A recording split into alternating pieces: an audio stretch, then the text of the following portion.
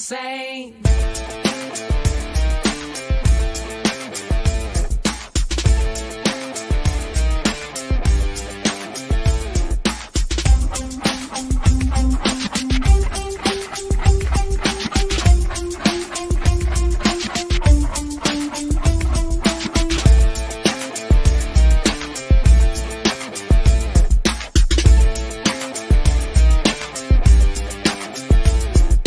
Insane.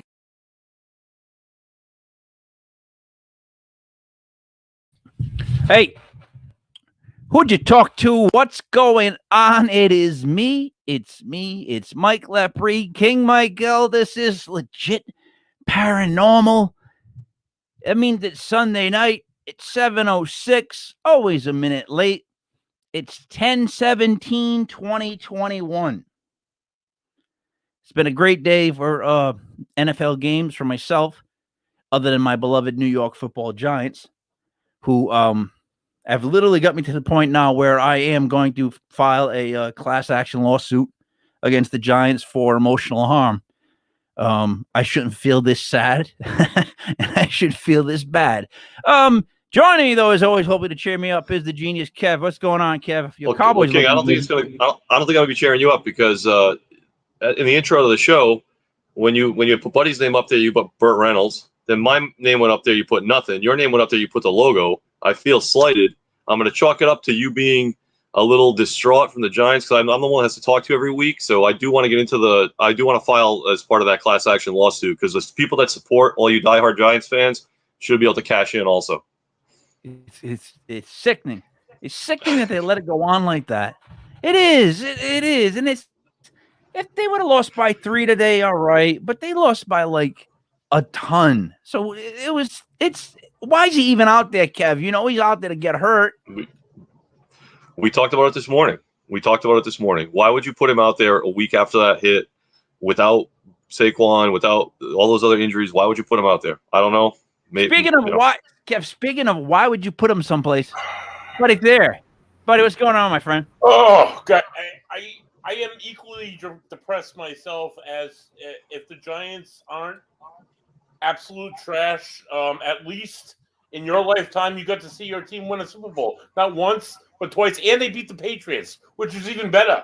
My team has been garbage my entire life, and they continue to be garbage in the 2021 season. Buddy, hold on one second. Really quick, I got to explain something to you.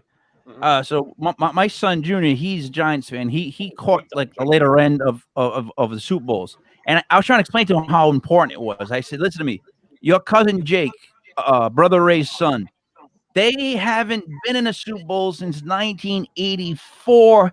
They haven't won anything since then. Even I said."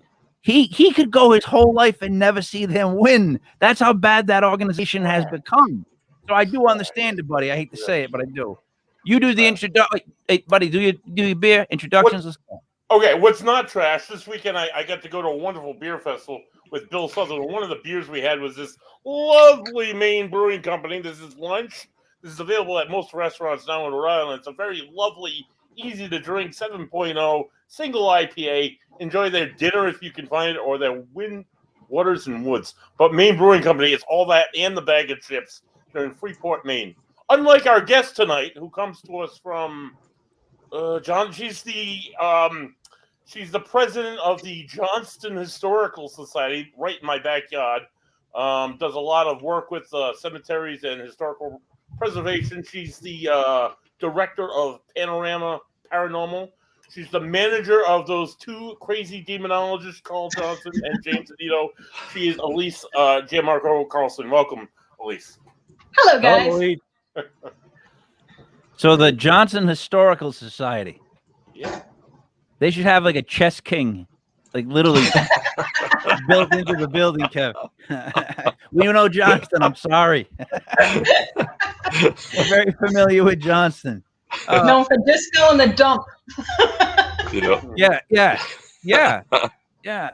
So, all right. So, Elise, you get. So we've started this show like about a year ago. See, Buddy's in the Ocean State Paranormal, but Kevin and myself, we have been nothing to do with it. We do sports shows usually. So we've been learning more and more and more. It's been like about a year, and I'm glad that you're somebody that I can immediately relate to as far as where you're from. That whole aesthetic.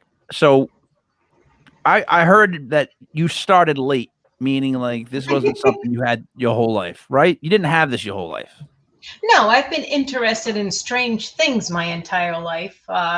We were talking about old TV shows and whatnot. I used to watch In Search of with Leonard Nimoy and just be fascinated with ghosts and ESP and the Loch Ness Monster and UFOs and anything else they talked about.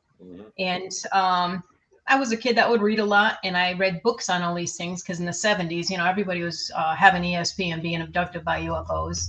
And demons were coming out of Ouija boards. And so there was a lot of stuff to read at that time. So it's always been an interest through my life. And then those guys in Warwick got a TV show, and I was watching. And one night it just occurred to me, I'm like, why am I not doing this? The kids are grown up. I don't have to be home every night, and I'm not driving people to school every day. And I've got a little bit of time. And I started going to public investigations with Rise Up Paranormal. Ken DaCosta, I'm sure you've had him on the show. We have. And that's really what got me going in doing investigations. So, all right, first off, in the 70s, growing up, there was always those big, abnormally big horror magazines. There was all kinds of like horror magazines. I don't know if you obviously remember. I mean, I know that's what you're kind of like remembering. Kev, you remember those magazines? I forget what they were called, but like Phantasmagoria, something like that. They had by far the best covers. So they were like coveted by like all the cool people. I was more Mad Magazine or Cracked.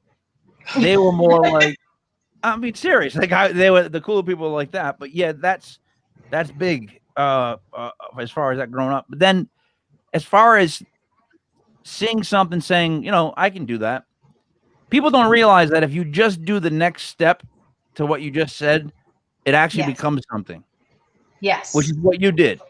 Which I try to explain that sometimes with somebody. Like if you want to make something just happen, you have to actually go that next step that you just left off with. Yes. So what made you do that though? What made you just go, all right, here we go. I'm getting involved. Now, I hold the same idea that Ken DaCosta did. History and the paranormal go hand in hand. Mm-hmm. And I've always been interested in history, and that was a lot easier to get involved in. I mean, all you had to do is show up at the Historical Society and like, hey, want to join? Hey, want to run the place? Want to be on the board, want to get involved. So I did that, and one thing, more activity in one thing, the history led to more activity in the paranormal, and vice versa. More, I'd learn about another case, and I'd start doing more research about that. So it was just like just kept going. You're like the Kurt Warner of paranormal. Yeah, do you know what I mean by that? Oh yeah. Yes, I do. I got started late. And it didn't hurt that one of the first public investigations I went out on was at the Warwick Historical Society. That building was built like late 1600s and just, had a bunch of additions put on through the years. And that first investigation was when I actually had, probably the last time too, actually had something physical happen in my presence. Really? And so I was just hooked. Yeah. Really? Really? Yeah. I figured it would be haunted by jerks in Warwick. No offense. In Warwick, well, yeah, actually, it was kind of a jerky thing that happened. That's what I'm saying. There you go.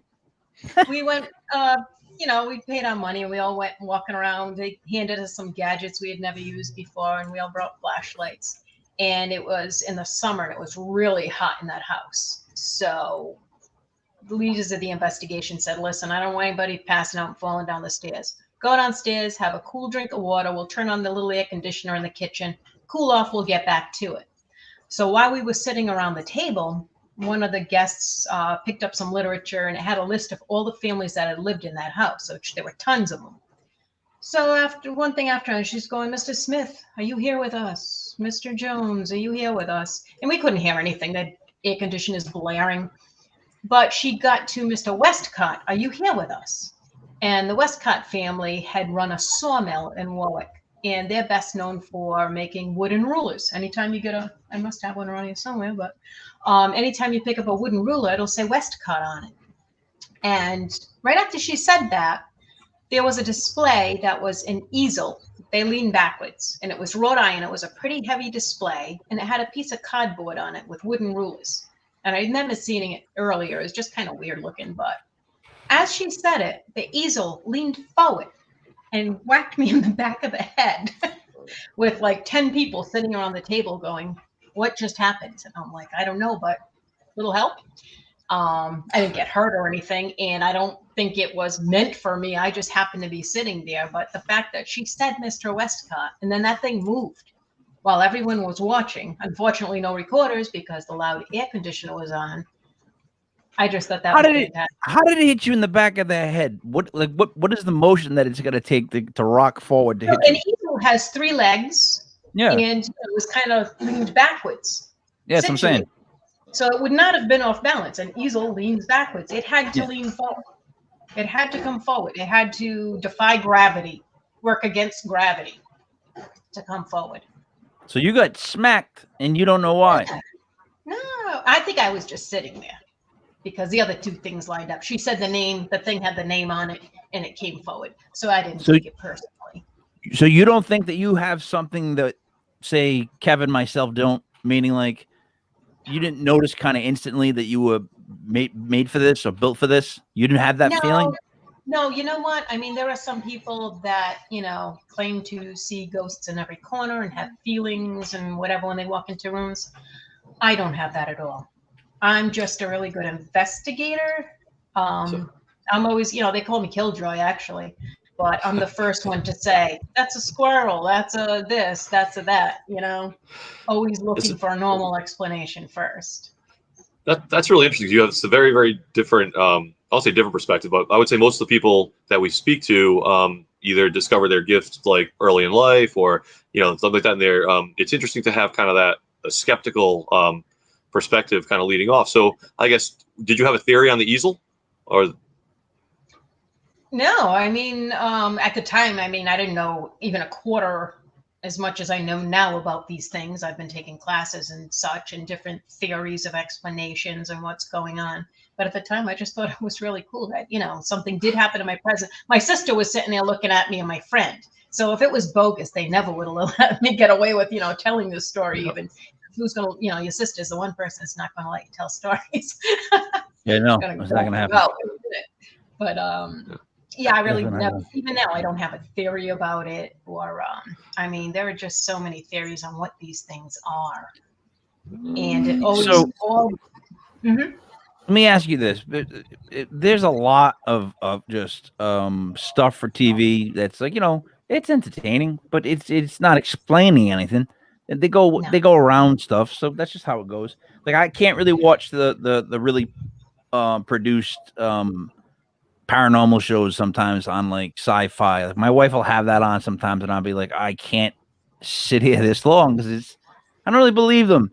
So you must run around, meet people all the time that are just right off the bat you don't believe them. But has there ever been anybody that's drawn you in? Like you started off hesitant, but then it got stronger, and or it was more of kind of like dragged in, is what I'm saying. You mean for somebody who's called me to investigate something? Yeah, I needed help. Yeah, you can tell. I start everything off. If we receive a call or, a letter or an email, somebody wanting us to investigate. First, just a conversation. Hi, who are you? How are you? Then I start asking a little bit more questions about, hey, what's going on? And then we get into a little more detail. And you can tell within the first 10 minutes whether somebody is, I got to say, I haven't had anybody that I thought was actually trying to pull a fraud, make up something. I always believe that they believe what they're saying, but I don't believe they're always true. You guys know who my partner is in Panorama Paranormal, Carl Johnson. So that means I get a lot of calls and letters from people saying right off the bat, I have a demon, come and help me. There's a demon in my house, I need your help. If I can't back them out of that, if I can't say, all right, I understand you have activity or you have bad dreams or bad feelings or your kid does, we need to back up and determine what is going on first before we can run around saying Zozo's running around your bedroom. I want to get all the facts about what is going on and how does it affect the people in the house and what do you think it is. If they just insist, this happens all the time. They just insist, no, I have such and such a demon. You need to come in here and get out of here. Well, I'm not a religious demonologist. I can't get anything out of there. That's who you'll need to call, and that's who I'll put you in touch with. That's who's going to, help your problem. Wow. Question. It's called Panorama Paranormal, correct? Yes. All right. And then, Kev, that other show that we saw, it was called something. It was like dueling, and then that dueling parapsychologists. All right. Oh yes, Elliot and I forgot his name. Yes, I know them. I'm actually associated with their group. I don't know if I can pronounce some of the shows. Like I guess I'm speaking for the dummy, the wood class kids. You know, Kev, you know what I'm talking about? I'm speaking for those of us that took wood. These words are a little big. They're a little big. You know what I mean? They're just a little big. Like what is it again, Kev? Say it again. Parapsychology. Parapsychology. Right? Parapsychology. That's what They're talking about parapsychology. Parapsychology. Yeah. All right. Yeah. It's a tough word, man. I'm being honest. Yeah. So, what is that? Explain that to me. Like, what does it mean? Like, give me the definition, please. Even though I had gotten hit over the head and got hooked that way, the more I learned about the paranormal, way of investigating and what's going on, the more I realized I believe that a lot of this stuff is caused by people. Whether it's living people or dead people, that's where the question lies. But parapsychology is the study of ESP, which is mind-to-mind communication, psychokinesis, which is mind over matter, and the possibility of the existence of the consciousness after death. Now, the problem with that is we don't even know what consciousness is in life. We say we're conscious. Is it in your brain? Is it in your heart? When does it stop? Or doesn't it stop? Does it continue? Some people claim to survive near-death experiences or actual death experiences where they come back and they say they were conscious the whole time. That is what I find interesting. And some people will say, oh, well, if it's just ESP, you're not doing ghost hunting. We're finding I think those explanations are just even more fascinating than ghosts. The fact that, a person can communicate with another person mind to mind, that's fantastic. I would believe that it would be in the capacity of a brain to do that. Like, I think we should be able to do that. If we could use our whole brains, I'm pretty sure we could do that, right? Because it's just like walkie-talkies, basically. Yes. Right, Kevin? The most basic. If you consider what do people think a ghost is? Some dead person's brain, say it's just a dead person's consciousness that survives. Well, if you can communicate with them, how? They don't have mouths. They don't have vocal cords. If you can communicate and they're listening to you, they don't have little eardrums with things to vibrate in to hear you. It would have to be a mind-to-mind communication. And I find... Is it mind? Is it mind? Or is it soul? Exactly. Mind, brain, consciousness, soul, spirit. Substitute the word spirit. Some people claim everything is spiritual. Maybe it's a person's spirit that survives after death. Because the thing is, we're made of energy, right? Right? At least we're made of energy. And that big saying, whoever it is, Kev, you'll know the guy. You're a genius. The statement that energy once put in motion stays in motion. Oh, right? Yeah. All right, there you go. That's why I asked Kev. I didn't ask you, buddy. I didn't ask. I was talking about geniuses. That's why I asked that guy. So, what I was saying was that's always been my theory. Like I can almost attest to that we are energy, because whatever they call a soul is that thing that inner voice that's somewhere in between, and we know where it is. Like we all can kind of feel it, in my humble opinion. But that's what I think has to move on to where I have no idea. That's what blows my mind, because some of it seems like it gets stuck here, right, Kev? Well, yeah, I mean, go ahead. Well, sorry, yeah, go ahead, Elise. You go. Well, when they talk about people getting stuck here, That's what on TV and in real life, what they call a residual haunting. Say, the woman in white walks down the hallway and goes through the wall where there used to be a door. And she does it like every Tuesday afternoon at 4 o'clock. They call that a residual haunting. That's probably not a dead person floating around. What that probably is energy left by a living person that is still visible. Think of it as a movie. You can watch a movie with Elvis in it. Elvis didn't come back and perform before your eyes. He recorded his energy on a movie. It's like a snapshot of someone's life. It could be a snapshot of someone's life. And yes, and at least when you bring that up, when I think of a residual haunting, I almost think of it something that you can't really interact with. Like the movie's going to play the same every time. But I think we've had other people on the show that have said, well, not exactly. There could be some interaction. So kind of where do you fall on that? Then it would have to be a consciousness that survived. Okay. It would have to be an intelligent haunting, an apparition, something like that. And I'm not saying that any one of them is impossible. I mean, I've been taking classes at the Rhine Institute in parapsychology, learning about these different things. And the reason the classes are so hard is there are no answers. You have to just explain that you understand the question. That, here's why it might be this, and here's why it might be that, and here is why they're alike, and here's why they're different. It's quite mind-boggling. So Elise, all right, for example, the first time, and I don't know if I have, but probably the first time I told Kev that he did a good job, right, on a podcast. He remembers where we were, and that emotion was so emotional for him and happy that area we both were. Could that carry on that one emotion because Kev was so happy forever, even if Kev moves on? Is that kind of what? That is a theory. I mean, that's why so many times what they call a residual haunting will be, this is where someone was murdered, this is where their life was snuffed out. That's a theory.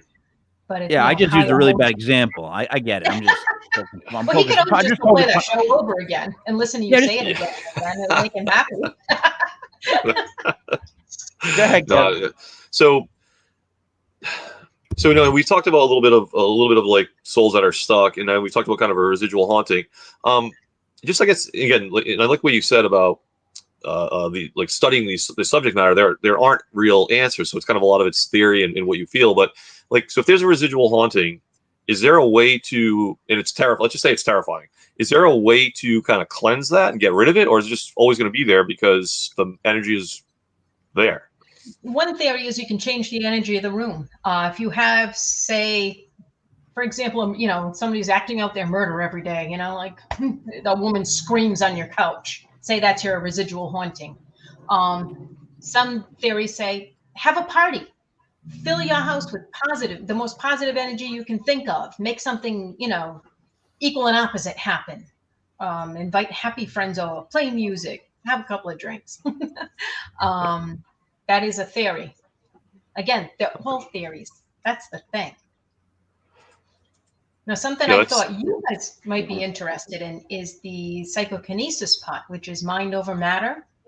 It doesn't necessarily, poltergeists are one, the part of the paranormal that you hear about, mind over matter, where a person's, usually a strong emotion can make things move around the house. But mind over matter can also be psychic healing, where some people say that they can heal other people, with a thought. And the best example of that is sports psychology. There are, people who major in sports psychology. What is that but mind over matter? Teaching people to believe they can do something, and then they can. What was his name? Roger Bannister ran a 4-minute mile? Yep. Nobody had done it before. Within 6 months, everybody was doing it. They were like, once people found out that they could do it, they did it. Mind over matter. It was just a mental block for all these runners for all these years. How could it be that, There's a bunch of things for me on this really quick. So I was in a band for about 12 years or so. And one thing that I'll always say is that if someone gave you an instrument and told you to learn to play this, like we would try for like I don't know how long, and it just seemed like you would never get it. And all of a sudden, you get it. And once you get it, it's like, why did I not get this? It's just like I got this. Why did I? And on the flip side of that, I coached my son and my daughter's basketball teams from like 5 years old all the way up to like 14, all types of like traveling teams or whatnot. And I saw so many times where if you got the kids to believe they were in the game, they stayed in the game. Whereas if you was the type of coach that like was deflated, they would look back at you and they would be deflated. Yes. So I definitely believe in as far as psychology and then sports psychology. Buddy? Yes. I got a ton of questions, but thinking about talking about the ESP and the way people communicate with each other through their minds. I've had this conversation with mediums before, and I've had this own experience myself just once, where a spirit will put something in put an image in your head, or put something, or communicate with you. Do you believe it's the same? Do you believe that's ESP, and that's what they're tapping into? I believe it could be. I mean, if you really think you're talking to a dead person, it would have to be ESP. It couldn't be regular communication. Biologically, it's just not possible because there is no biology there. It's just consciousness, spirit, mind, whatever you want to call it. How does parapsychology view mediumship? Is it in the parapsychology?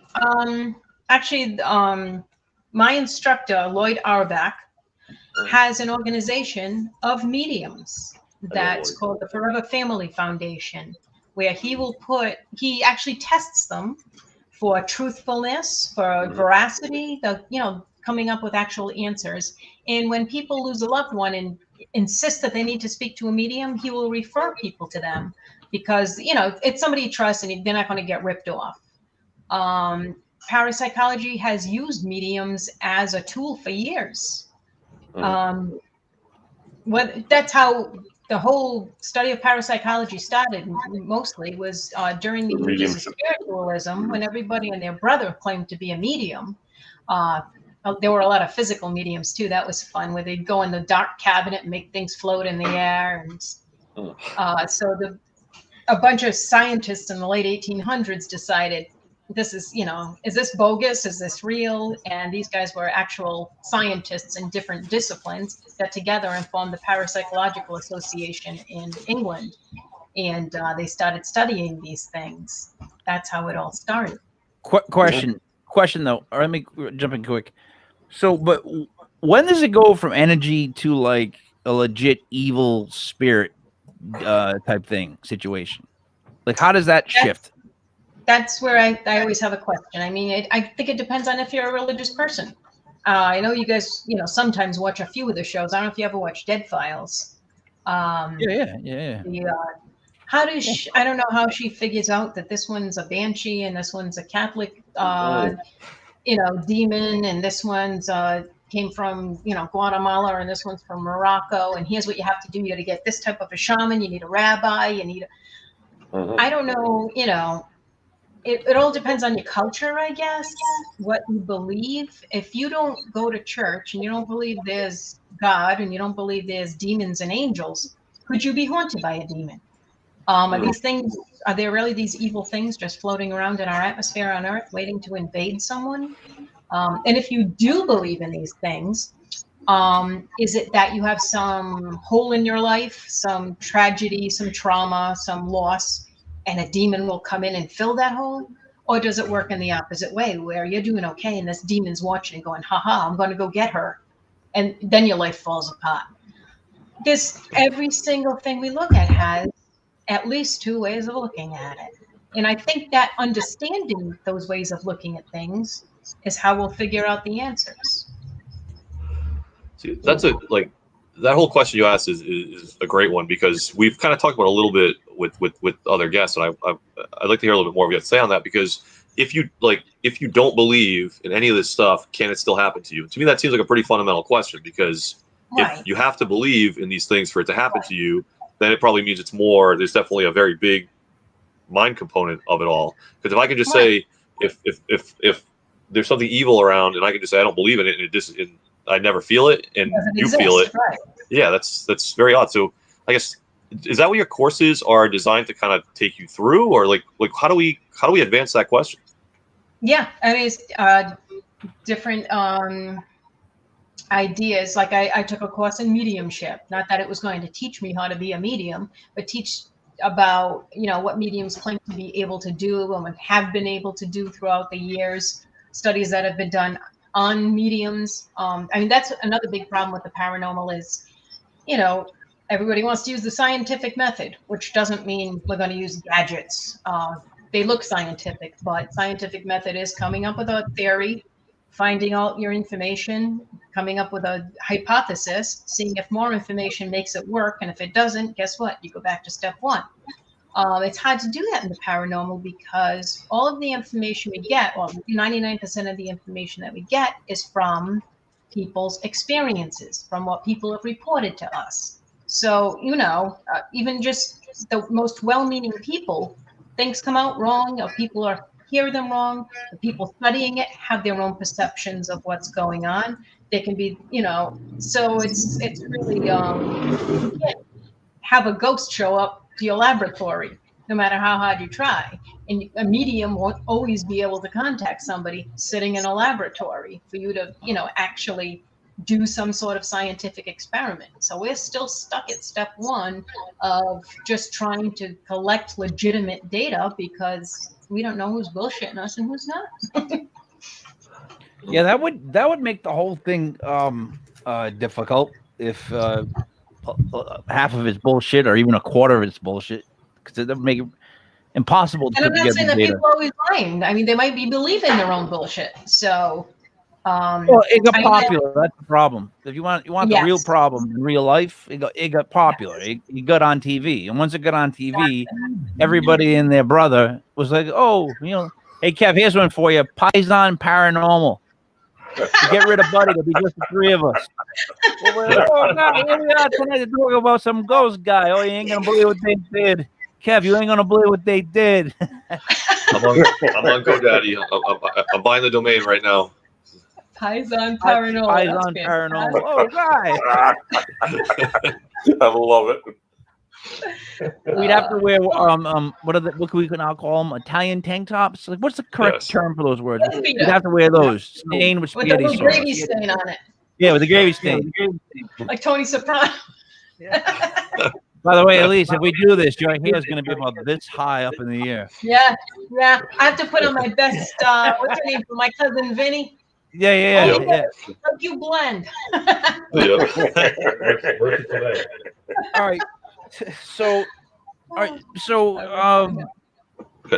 so much to hit on this. So, all right. What are places more likely to be like have things attached to them? Like, in other words, have you been to a house that the minute you were there, you were like, okay, there's definitely something that's drawn to this location? Does it go like that? Is it by like property, I guess? I guess if you're a person who can feel those kinds of things, yeah. I mean, I've been to places that people, you know, other people have left. Oh, I just feel bad energy in here. I walk in the Conjuring house. They're like, the last lady just paid to get in, she left, and I'm like, are the drugs here? You know, I mean, I don't feel anything when I walk in that house, and people talk about all kinds of evil and whatnot, and people who live there. You know, people have experiences and what I have to believe them. But as far as a feeling of, I mean, even I've got this museum here. There are tons and tons of old objects here. I'm waiting for something to talk to me. I talk to them. They never say anything back. I ask questions. I walk around.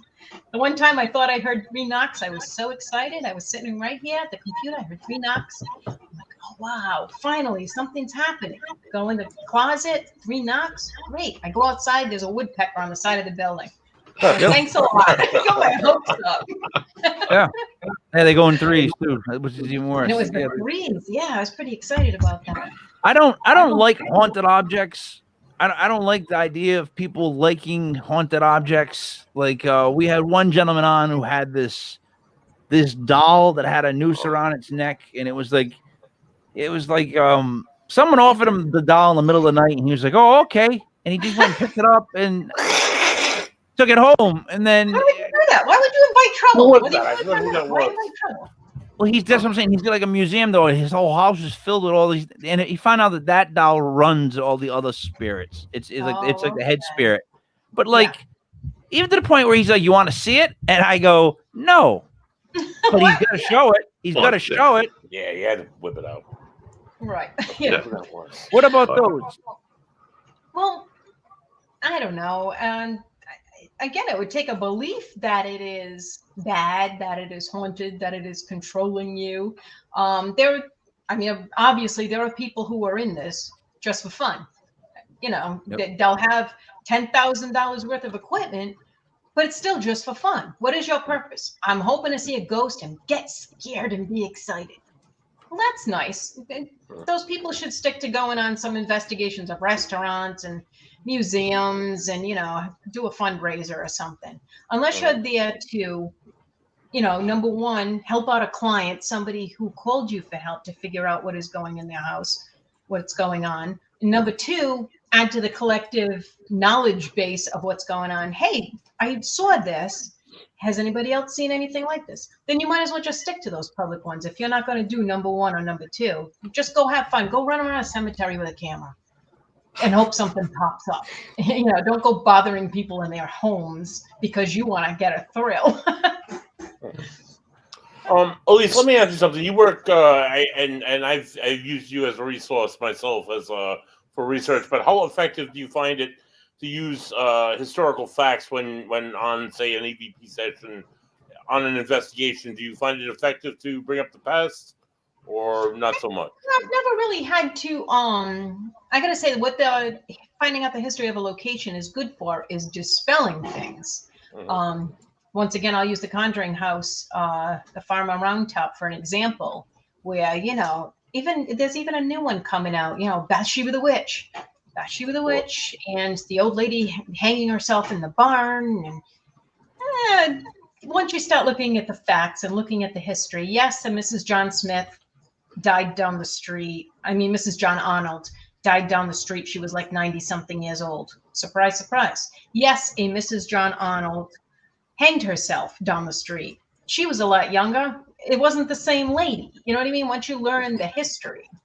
Bathsheba, she was a neighbor. She one of your relatives, buddy? No, she's not me. No. Sherman. But I've been to her grave. I know where her grave is, but yeah, poor thing. They had to just hide her gravestone because so many people demolished it. Terribly vandalized. Yeah, so the Historical Society took it out. They took it right out of the ground, and they left the base there, and they repaired the stone, and they hid it somewhere. She wouldn't even tell me where it was, and that's what I do. But no. Tell me something. Have you noticed then, now being in the whole I almost said legit paranormal, the whole paranormal world, that women take the fall for a lot of like the curses or hauntings or anything bad? It's you guys that take the fall. It's usually you guys behind something. If it's bad enough, it's going to be a female on the other end. That's kind of how they paint. It's very hard to find information on any women, on what they did, good or bad, in the past. You can usually find something about a man that he paid taxes, or he'll be on some tax list. He'll be in a business directory. He might even be. We have a set of books here called "Old Representative Men of Rhode Island." Somebody will be in that book. You never see women in those things, so it's by default. Oh, she can't defend herself. Maybe she did it. She's a witch. But it crosses over to every form of paranormal, like every type of like old story or whatever it is. Yeah. It's like they blame the women for everything. They blame, yeah.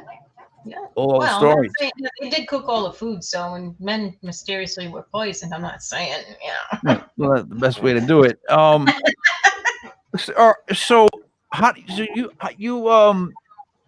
when do you go to or do you go to special places? Like, what do you set up like monthly visits to different places, or we do have some clients that we really haven't solved what's going on. They'll originally they'll call and say, I've got this going on in my house, here's what happened. So we'll go, like I said, we always interview over the telephone first, and then maybe even a video chat. Then we just stop by the house, just a nice visit.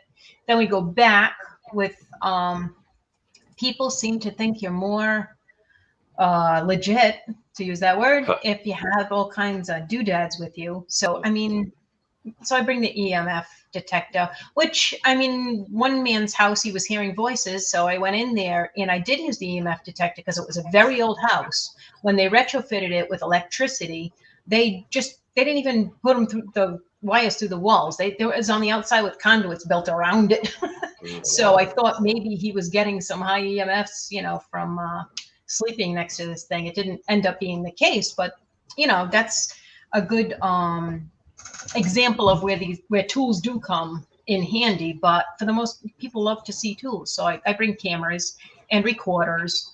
But other than that, I mean, bring a level, see if the floor is crooked. People, I get a dizzy feeling over here. Yeah, the floor is like 45 degrees off. Haven't you noticed? It's an old house. Those houses don't want the floors. Yeah.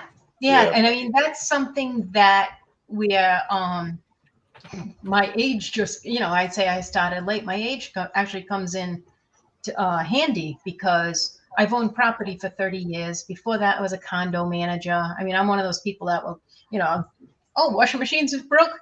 Get out the YouTubes, go buy the part and, fix it up. Dishwasher handles, whatever. But you'd start learning, my experience. I can say, you know what that might be, and be able to look for a normal explanation first. It reminds me of a class that I want to start. It's called Common Sense 101. Honestly. Well, we just kind of like brutally tell somebody the truth. That's all it is. It's like, no, what you're supposed to do is this. And then that's how it is. And because a lot of people right now are struggling with that. What's that? Yeah. If it's a live class, you should have a crying corner for when, it really hits them. I think anybody who starts to cry should get escorted outside of the classroom, Kev. That's your job. You come up and you at a funeral. You whisper in their ear, Kev, like, what's his name from Bronx? Take him right out of them. But I'm not gonna comfort them on the way out. It's gonna be kind of a rough lessons to get to the door. Yeah. Boom. Yeah. Because of the TV shows, maybe somebody had one thing happen that might have been unexplainable. Maybe you did hear a voice in your ear while you were sitting there watching TV. But now everything that happens in their house is paranormal. I just heard this bang. Oh, where's the cat? Oh, it jumped off the counter. Yeah, now you can't separate. Once they're hooked, they're hooked. You can't separate. It's just everything's paranormal. So, Elise, you have a case or investigation you could talk about where you were working something and you kind of came in with the attitude of we need data, we need to capture certain things, and it did turn out to be something like unexplainable. Like maybe Carl or someone else you were with was like, no, there is really something going on here, and you were able to collect some really good data. I've gotten good EVP where I never expected to. I had gone into a house and I literally had just found a small cassette recorder with those little micro cassettes here at the Historical Society because I used them to do some personal interviews. And I was like, I could use that. So I grabbed a new tape and we were going to see somebody that night, put some new batteries in. And as we started to talk, I was like, do you guys mind if I put this on instead of taking notes? I said, I've had a long day. No problem. So I wasn't there asking questions, are you with us? Show us a sign. We were just having a conversation and I went home and listened to it and I heard the same voice that the man was hearing, what he had just described to me. And that was pretty incredible. So cases like that, like I said, someone that we go in, we do get some evidence, but we really don't get an answer, say, oh, this is definitely your grandmother, say a prayer and let her go or whatever. We still keep in touch with those people. We always tell them if anything else is going on, give us a call, let us know. We'll stop by. Sometimes we do just stop, we'll give them a call and say, hey, how have you guys been? Do you mind us coming by and investigating some more? I had one lady that had been calling us about some things happening. And then she claimed a medium came in and made them worse. We hadn't been able to collect anything, but I found her really credible. just the kind of person she was.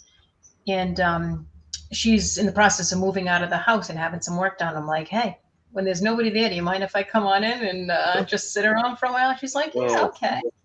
And I wouldn't do that with just any old house. It's a very old house. It's 1734, I think it is. But since she had reported something already, why not? Yeah. So, okay, good. When you said the medium made things worse, was the communication that was coming to the medium like in line with kind of the history of the house, or what the woman in the house kind of was worried about? Like, was everything sort of in sync, or did the medium maybe stir something else up? The medium was there, like, she didn't call her desperately and say, oh, you better get over here. It was a friend of a friend kind of thing. It was like, hey, I got a haunted house. Come on over and see what you can do. And she said the medium, whereas what she had going on were just a few things moving around, and somebody else had said they could see somebody jumping out of the wall, but it was kind of, haha, gotcha. But this other medium came in and said, oh my God, you have something terrible here. And, she really put her full of fear.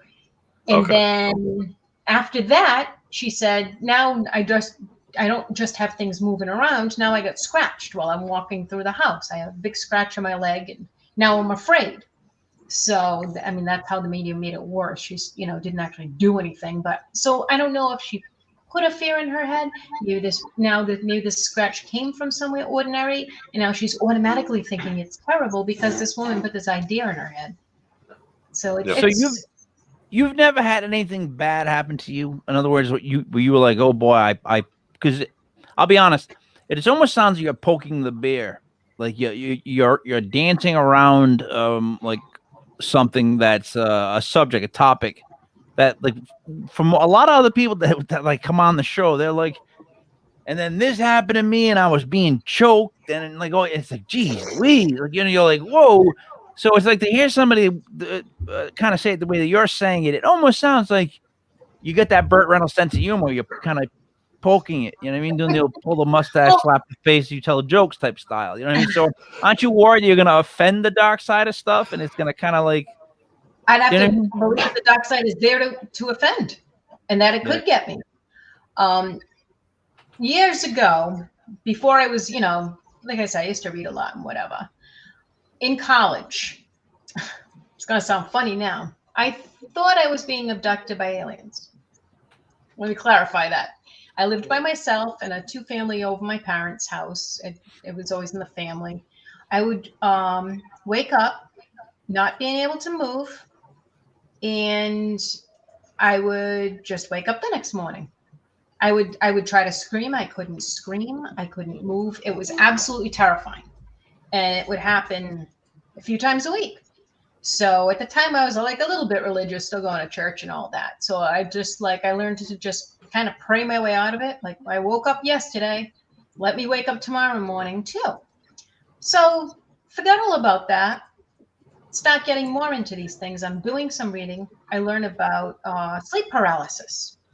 I said, oh my God, that's what happened to me. I would wake up, I could not move. Sometimes I would think there were people in my room, but they weren't near me. They were just looking at me. So I was like, oh my God, that's what happened to me. So, I learned to apply that. I didn't, I'm not a psychiatrist. I'm not going to tell people what you have is sleep paralysis.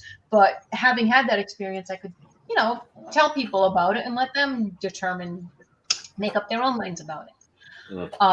About 6 months ago, it happened again. Now, it was completely different, but this time it made me realize why people just think that demons are after them. I woke up, I was face down. Someone had tackled me and would not let me up, like an arm across my back. I could not get up. And I said, okay, here we go again. This is weird. And I tried doing the same thing I would do before. Not so much prayer, but kind of a meditation, like just breathe, go back to sleep, because I meditate a lot. And then it let up, and I tried to get up, and it pushed me back down again. That had never happened where we were in motion. I was like, holy cow, this is real. Who is in my room? I live with 2 other people. Neither one of them had any reason to come in and tackle me in the middle of the night and pin me down. And I mean, it was so real. I was trying to remember how to get out of holds in my judo classes. You know, it was terrifying. And somehow I did just get myself to go back to sleep. But I woke up saying, wow, now I know why these people are terrified. So some people say to me, well, how do you know maybe that wasn't some kind of demon holding you down? Nothing happened. That's all he did. So if it was, he wasn't a very good one. You know what I mean? What was he trying to do? Take my soul somewhere? Well, why didn't he? All it did was pin me and make me scared, and it never came back. So I'm just going to have to go with my original thought that this was a sleep paralysis incident. See, the thing with sleep paralysis that's weird to me is that basically you wake up and you're like not asleep but sleeping but awake and you can't move. Your body's still asleep. It's so weird. See, I know this sounds odd, but I would be so happy to be sleeping that I probably would just be like, oh, this is okay with me. I'm just gonna lay here because I can't believe that I'm actually sleeping. Am I sleeping? Yeah. I'd probably be saying that to myself. Am I sleeping? Oh, Yeah. holy Christ, man! I get to sleep. When I learned really, a little bit more about sleep, once I saw that article, of course, I started reading everything I could about it. And it is brought on by stress and lack of sleep. And the first time it was happening to me, I was in college. I was working like 3 jobs. I was just like totally stressed out, and I wouldn't sleep that well at all. I'd be up all hours of the night studying. So those few hours, my brain would just go haywire trying to sleep. My body would stay asleep, and my mind would wake up. So, Really Lisa, in that most recent example, do you think the physical part actually happened, or do you think that was just in your head? I think it was in my mind, but I can see why people think it's real. I really could. Like I said, I was trying to think of a judo move, like way to put my body weight to move out of that. It was strange. Very surreal, from what I understand. So, Yeah. all right. So, it seems like you're pretty good at the whole coming up with real reasons why certain things happen. Yeah. The voice on the tape. I know you go back to that one because it was like what cursing the person out or something like that. Yes. Yep. How much? How many words did you get? Like, in other words, what was the cadence? Like, how fast did it? Because a lot of times, if it's in a sing-song type cadence, if it goes along with the tape, I don't know if that's making any sense. Yeah, I know what you mean. I don't know if I believe it. Because in other words, when I was recording with the band, Right. sometimes the beginning of a tape, back in the reel-to-reel days, you'd get this weird sound, but it was you knew it went all the way around because it made like a note to it almost. So what did you pick up for kind of words from, like, was it the grumbling? I believe what it said was, I'm going to get you, you effing son of a bitch, or something like that. I mean, it was pretty, it was pretty direct. Multiple syllable. So multiple syllable. Yeah, and I played it for him, and he's like, yep, that's him. See, that's where it's tough. It's tough to nail down, Kevin. Say like, oh, that got caught on the tape. Because if it goes more than that cadence rotation, whatever you want to call it, right? I know that's the problem I have with some of the other mechanical things that people tend to use, ghost boxes and whatnot. Is sometimes I hear them saying words, and then I hear that word repeated back. Are you here with us, Frank? And then, it said Frank. Well, you just said Frank. How do I know that's not just some sort of repetition from something? I don't know. You have to come up with something that is very relevant, but doesn't sound like anything somebody just said in the room. So, Lisa, I can't imagine why anyone would ever call you a killjoy. I don't get it. So listen. On that note, good one, Kev. On that note, we did a show back with this gentleman, and they had one of those boxes. They had one of those boxes. He's got a whole mini full of boxes. Which was like a guitar amp. It was a guitar amp jumping channels. That's all it was, right? So Buddy and Kevin and I don't know if there's someone else there were asking questions. Joey Paranormal. It went on for like about 50 minutes. All we heard was back, right? finally, at the end, he's asking about the armory because they're there at the armory. yeah. And I asked a very specific question about a very specific person that was there at the armory, Major Wilson. I don't know if you're familiar with the armory history. I asked Major Wilson if he was happy with the changes that were brought in by Patrick and Tim. Yeah. And Mike. So then it just goes, and you hear absolutely. And then just keeps going back to the and like I keep saying, I've said every time I said it, it sounded like somebody from the 50s would say the word absolutely in a very happy way. Like it sounded like it didn't get caught in the area. So we had that happen to us, and we still have it on the show. We don't even make a big deal out of it. We just act like but we did have that happen to us, and I immediately thought it was bullshit. No offense. Because I'm like, come on, like, what do you guys like? I'm asking who just said that, and they're laughing, having a great time because they're so happy they caught it. He was giddy, buddy was absolutely giddy, and he was. And I was like trying to figure out, like, is the joke on me right now? Like, is Kevin on it? What does he know? Like, I couldn't, Kev, right? Like, what? Yeah, because you and I were like, why isn't anybody like reacting to this? They were like, Chuck, like you said, like Buddy's giddy, they're laughing, and you and I are like, I'm pretty sure we just caught something. Why isn't anybody reacting to this? It was the weirdest. It really was the weirdest thing. Now, that one's another one where, because of how long the word was, I have a hard time explaining it. Like if it was more like more monosyllable, but it was absolutely like it had like a whole. It had a tone to it. It had a tone to it. You know what I mean? Like a style to it. That's what's weird about that sound is that it had a style to the sound, which makes it different than just hearing a sound. Does that make sense? Yeah. I don't know. I mean, like I said, there are no answers. All we can do is keep asking questions, which is maddening. And all we can do is there's so many, like I said, it's perceptions that make one person, the worst thing you can do is say, hey, listen to this EVP I got. Tell me if it says I'm cold. Never say that to somebody because as soon as you hear it, it's going to say I'm cold when it really might have said, young gold or something different. That's the best part about lyrics. Exactly. What the hell did that guy say back in the day? Yes. Back in the day, Diamond Girl, Kev, remember Diamond Girl? Oh God! Diamond Girl. You try to remember the rap. Remember that time?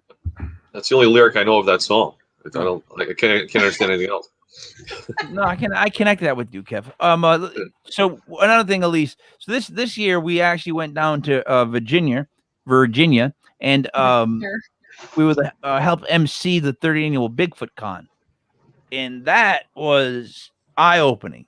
Because there were like so many different versions of Bigfoot people, and they all had sort of different beliefs on his background, what he can do, like his superpowers, like where he buys his weapons, like different dimension. What interdimensional, religious. Somebody comes up and flat out says it's in everybody's mind, and the whole room is just like putting the war paint on, getting ready to kill this son of a bitch. I didn't think he was going to make it out of the building, Kev, right?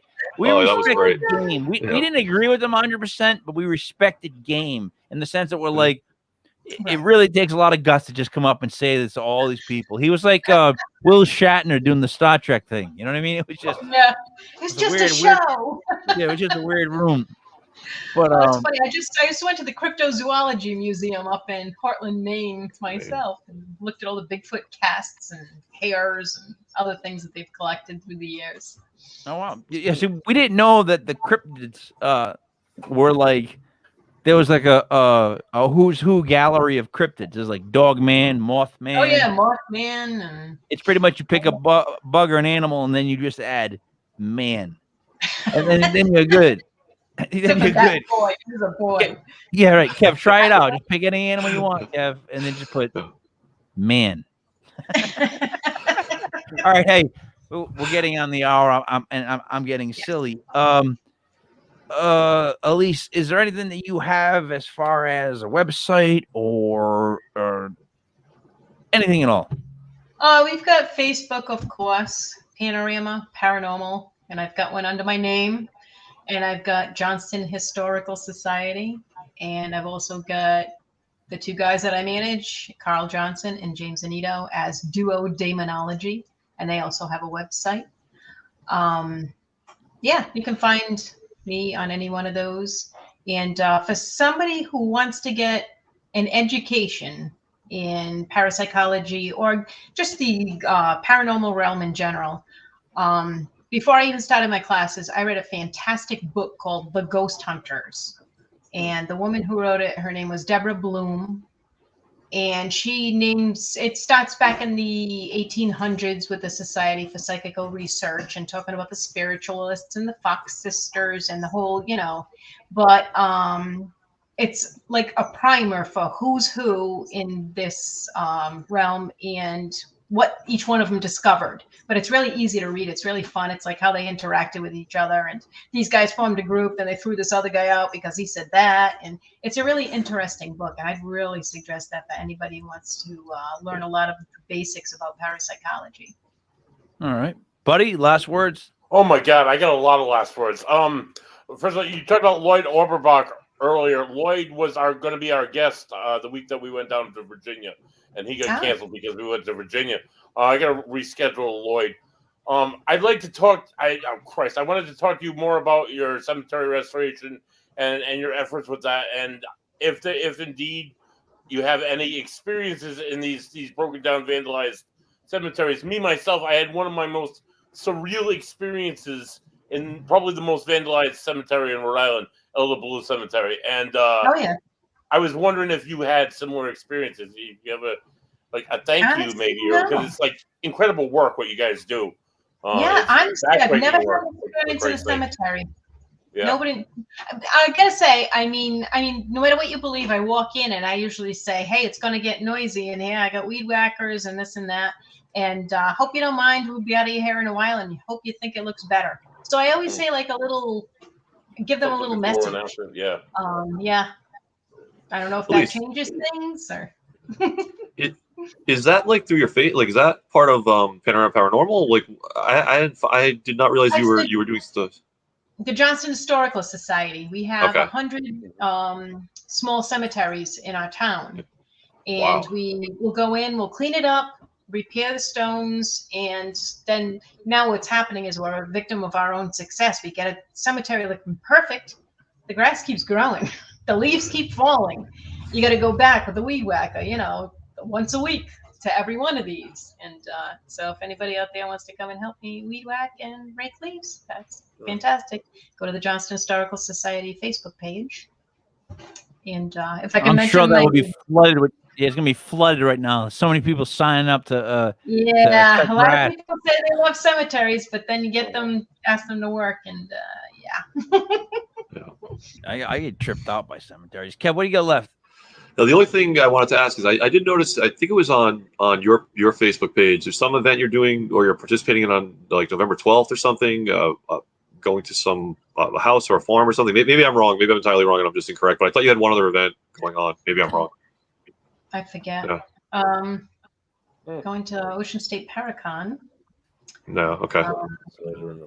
I can't remember. I'm sorry. I don't have my That's calendar. All right. Anything else, Kev? No, I'll just go out on that L. I'll take the L and wrap it up. Take the L and defer. All right. Yep. So, Elise, thank you so much for being on. Had a lot of fun. I think Paisan Paranormal would be huge. We just got to get rid of Buddy. We got to get rid of Buddy. Buddy, you got to go. I'm not Italian. Sorry. Kevin, every show should start off with the phone ringing, right? And one of us picking up and going, "Hey, guy." And then whatever it is, the story starts. They all start from the same thing, that phone call. The phone call. 7 the whole time. Like the Bradford Files, that phone ringing. How about, remember that horrible English-looking phone that everybody bought back in like the late 80s? We'd have to have one of those rotten phones there too, because I don't know why, but everybody had one. Kev, you don't know? Plastic on the sofa. Yeah. You don't know? I don't think I do. No, I don't actually. Did your grandma or Nana put plastic on the furniture? Like No. My cousins did, yeah. My Nana did. The red couch was covered. Listen, so really quick, we ended up getting the couch from my Nana, right? That it looked like you won it on like man, on like the Love Boat, like Wheel of Fortune. It was red velour velvet. Kev, you don't remember the couch? I can picture that. And it was like a 2-piece red velour, like it had like black in it, and then the lampshades were so like Italian stuff is so gaudy, but I can't say that because they get mad at me. And then with the little like fake emerald beads, like but they were big. It was red and gold and furry and like I remember saying, who the was going to sit on this to begin with? And I tried to use it as a couch for 1 year. And it was a failed experiment. It wasn't comfortable. You were sweaty to sit on it. But my Nana had it in plastic. It was my story, I guess, for a whole 5 years of my life. You were not allowed to go in one room in her house. Everything was covered in plastic. Yeah. All right. Well, I am a bit nuts. So thank you, Elise Giammarco Carlson. For Buddy Thayer, for the genius Kev, it's Mike Lepre, King Michael. This was Legit Paranormal from legitpodcast.com. Thank you. We will speak to you again next Sunday.